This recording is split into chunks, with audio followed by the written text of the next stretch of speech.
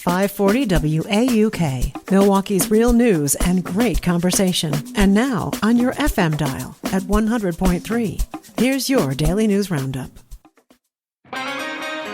With local news on 540 WAUK on 100.3 FM, I'm Stuart J. Waddles. A former Walmart on Milwaukee's northwest side could soon be turned into a data center and a self-storage facility. The city's plan commission will review the proposal next week for the property near Capitol Drive and West Fond du Lac Avenue. It has sat empty since Walmart closed in 2016. Plans call for a 19,000 square foot data center focused on high-performance computing, along with a larger self-storage facility inside the old store.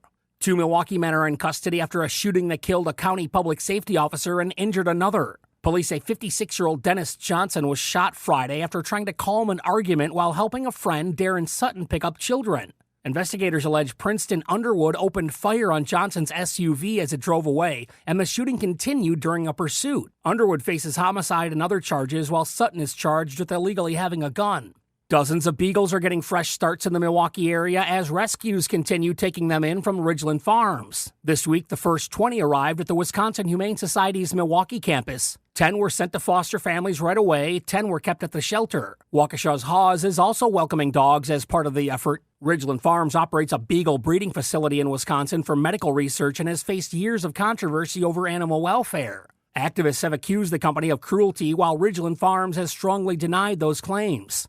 Milwaukee County will test all of its outdoor warning sirens today at noon. It's part of the regular monthly check. And Milwaukee drivers are dealing with more potholes than usual this year, and the city is trying to fill them up. DPW says they're stepping up repairs and adding extra work days. The Department of Public Works now has crews working 6 days a week to keep up with a record number of reports. More than 5,000 potholes have already been fixed, including a large one at 21st and Villard. Crews will continue working Saturdays for now. And that's the local update. It's all news all morning, 6 to 9 on 540 WAUK on 100.3 FM. News anytime at WAUKradio.com. I'm Stuart J. Waddles. With Civic Media News, I'm Terry Miller. The new deal between Governor Tony Evers and Republican leaders on school funding and tax relief is drawing criticism from those running for governor. On the Democratic side, WisPolitics reports that State Senator Kelda Royce says the plan was crafted behind closed doors. Representative Francesca Hong says it's a payday loan taken out at the expense of our children, and Joel Brennan wished for more public input. Former State Economic Director Missy Hughes supports the $1.8 billion use of extra tax dollars, saying it offers immediate help on school funding and tax relief. Republican Congressman Tom Tiffany said on a radio show that he opposes the deal, saying it was a Madison gimmick that fails to deliver for taxpayers. The plan includes payments of up to $600 for married couples and $300 for individuals, plus hundreds of millions to boost special education funding. The Joint Finance Committee approved the plan along party lines yesterday. It could get voted on today. Democratic Assembly Minority Leader Greta Neubauer is opposed. A new poll shows mixed views of President Donald Trump and Republicans in northern Wisconsin, even in a district he won big.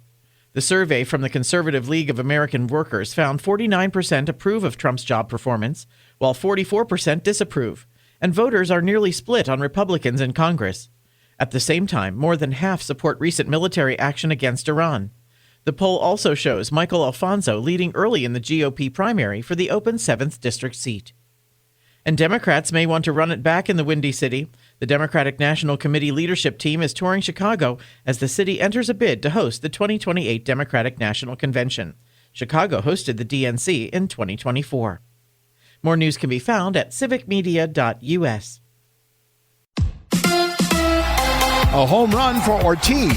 Hi, I'm Mike Clemens with Sports Baseball. The Brewers and the Padres, bottom of the third, and the struggling Joey Ortiz up to bat, Jeff Levering. Joey Ortiz, yes! He goes deep to give the Brewers a 1-0 lead.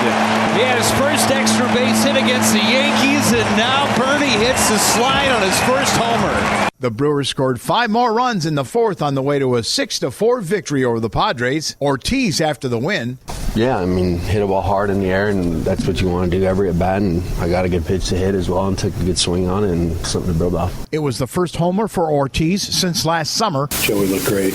Again, the kid's been through a lot. His defense has been fantastic, but we got to follow it up. It was a great job. We know it's in there. Let's keep pulling. That's Brewers manager Pat Murphy. Game 2 tonight from American Family Field. With sports, I'm Mike Clemens. Mostly sunny today. We'll get to 60 for a high this afternoon. Tonight, mostly clear, down to 41. Tomorrow will be sunny with a high right around 60. I'm meteorologist Sean Cable. Temperature now 49.